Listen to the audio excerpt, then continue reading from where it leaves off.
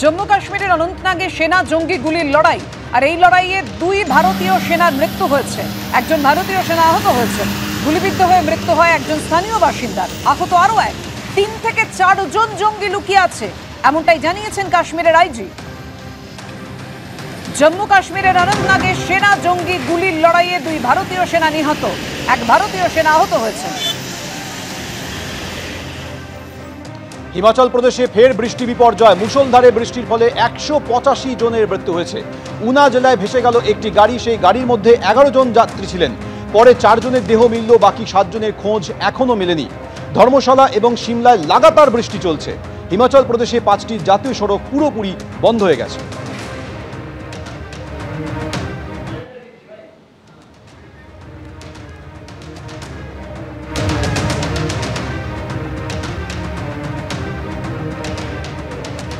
অপসারণ করা হলো আরজি করে নিরাপত্তার দায়িত্বে থাকা অ্যাসিস্ট্যান্ট পুলিশ কমিশনারকে। আজ বিকেলেই আন্দোলনকারী চিকিৎসকরা জানিয়েছিলেন যে অ্যাসিস্ট্যান্ট পুলিশ কমিশনারকে অপসারণ করতে হবে। সেই দাবির কয়েক ঘন্টার মধ্যেই অপসারণ করা হলো তাকে।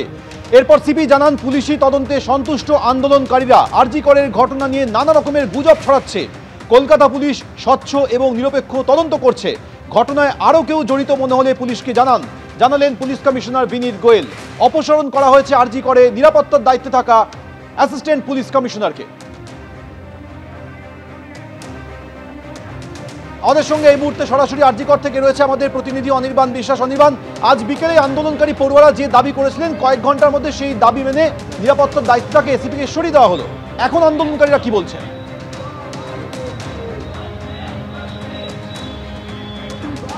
দেখো, তোমাকে প্রথমে জানিয়ে রাখি যে পুলিশের সাথে আজকে এখানকার যারা আন্দোলনকারী তাদের কিন্তু একটি বৈঠক হয় এবং সেই বৈঠকে তাদের যে বিভিন্ন দাবি দেওয়া, সেই দাবি দেওয়ার কথা তারা কিন্তু জানান। এবং পুলিশের যে তদন্ত এখনো পর্যন্ত চলেছে, সেই তদন্তে কিন্তু তারা পুরোপুরি যে সন্তুষ্ট এমনটা কিন্তু নয়। তারা কিন্তু এখনো পর্যন্ত বিচার বিভাগীয় যে তদন্ত, সেই তদন্তের সমর্থনে কিন্তু তারা কথা বলছেন এবং তারা কিন্তু চাইছেন যে বিচার বিভাগীয় তদন্ত করানো হোক। এবং তাদের আরেকটা দাবি ছিল যে এখানকার যিনি অ্যাসিস্ট্যান্ট পুলিশ কমিশনার রয়েছেন তার কর্তব্যে গাফিলতি থাকতে পারে এবং তাকে কিন্তু সরিয়ে দিতে হবে এখান থেকে। এবং আজকে যখন বিকেলবেলায় সন্ধ্যাবেলায় যখন আজকে যে কলকাতা পুলিশ কমিশনার তিনি যখন বেরিয়ে আসছেন মিটিং শেষের পর, তখন তিনি কিন্তু জানান যে ছাত্রদের যে দাবি ছিল সেই দাবি মেনে অ্যাসিস্ট্যান্ট কমিশনার তাকে কিন্তু এখান থেকে পদ থেকে সরিয়ে দেওয়া হয়েছে। তারপরেও কিন্তু অনড় রয়েছেন ছাত্রছাত্রীরা এবং যখন জানতে চাওয়া হয় যে আপনারা কি ছাত্রছাত্রীদেরকে এই আন্দোলন থেকে সরে আসতে বলবেন, তখন কিন্তু পুলিশ কমিশনার জানান যে এটা একেবারে সম্পূর্ণটা তাদের বিষয়, তারা সিদ্ধান্ত নেবে তারা কি করবে। যদিও এখনো পর্যন্ত কিন্তু ছাত্রছাত্রীদের যেটা পরিষ্কার তার বক্তব্য যে তারা কিন্তু তাদের যে পিজিটির যে চিকিৎসক মারা গিয়েছেন তার সমর্থনে কিন্তু তারা আন্দোলন চালিয়ে যাবেন এবং আগামীকাল থেকে কিন্তু এই আন্দোলনের যে প্রকৃতি সেটা কিন্তু আরও বৃহত্তর আকারে হচ্ছে গোটা দেশ জুড়ে বলা চলে। এবং সেই জায়গায় কিন্তু তারাও আন্দোলনের ঝাঁজ বাড়াতে চাইছেন এবং আরজি করে ইতিমধ্যে সিদ্ধান্ত হয়েছে যে তারা কিন্তু রাতভর এই আরজি কর হাসপাতালের যে এমার্জেন্সি রয়েছে সেই এমার্জেন্সির সামনে তাদের এই যে ধর্ণা কর্মসূচি সেটা তারা চালিয়ে যাবেন। অর্থাৎ অন্যান্য দিন আমরা যেটা দেখেছিলাম যে রাত বাড়ার সাথে সাথে তারা ধর্ম কর্মসূচি তুলে নিচ্ছিল, কিন্তু এক্ষেত্রে তারা এবার কনস্ট্যান্ট একেবারে কিন্তু এই যে ধর্ণা কর্মসূচি সেটা তারা চালিয়ে যাবেন। এবং দেখাই যাচ্ছে যে তাদের যে বিভিন্ন রকম যে দাবি দেওয়া, সেই দাবি দেওয়া নিয়ে বিচার বিভাগীয় তদন্ত থেকে শুরু করে এসিপিকে সরিয়ে দেওয়া, যেটা ইতিমধ্যে পুলিশ সরিয়েছে। তার পাশাপাশি যে আরও যে বিভিন্ন এখানে দেখা যাচ্ছে যে নো সেফটি নো ডিউটি, অর্থাৎ নিজেদের যে অবস্থান তারা পরিষ্কার করে দিচ্ছেন। যতক্ষণ পর্যন্ত তারা এখানে নিরাপত্তার বিষয়ে তারা সুনিশ্চিত হচ্ছে ততক্ষণ পর্যন্ত কিন্তু তারা কাজে যোগ দেবে না। এবং তারা কল দিয়েছেন ইতিমধ্যে অন্যান্য যে সমস্ত মেডিকেল কলেজ রয়েছে বা হাসপাতাল রয়েছে সরকারি জায়গায় তাদের ডাক্তারদেরকেও তারা যদি তাদের আন্দোলনে যোগ দিতে চান সেক্ষেত্রেও কিন্তু তারা উইদাউট ব্যানার, কোনো ব্যানার ছাড়া কিন্তু কোনো রাজনীতির রং সরিয়ে তাদেরকে কিন্তু এখানে এসে যোগ দিতে বলছেন।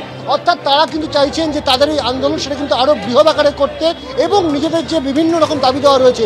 এবং তোমরা জানিয়ে রাখবো যে ছাত্রছাত্রী বা আন্দোলনকারীদের তরফ থেকে আরও দুটি দাবি ছিল। একটা হচ্ছে সিসিটিভি বা সিসি ক্যামেরার যে ফুটেজ, সেই ফুটেজ দেখানো। ইতিমধ্যে পুলিশ সম্মতি হয়েছে বলে তারা কিন্তু জানিয়েছেন। এখন পুলিশের তরফ থেকেও কিন্তু বেশ কিছু বাধা রয়েছে, কারণ সুপ্রিম কোর্টের গাইডলাইন রয়েছে এই ধরনের ঘটনার ক্ষেত্রে।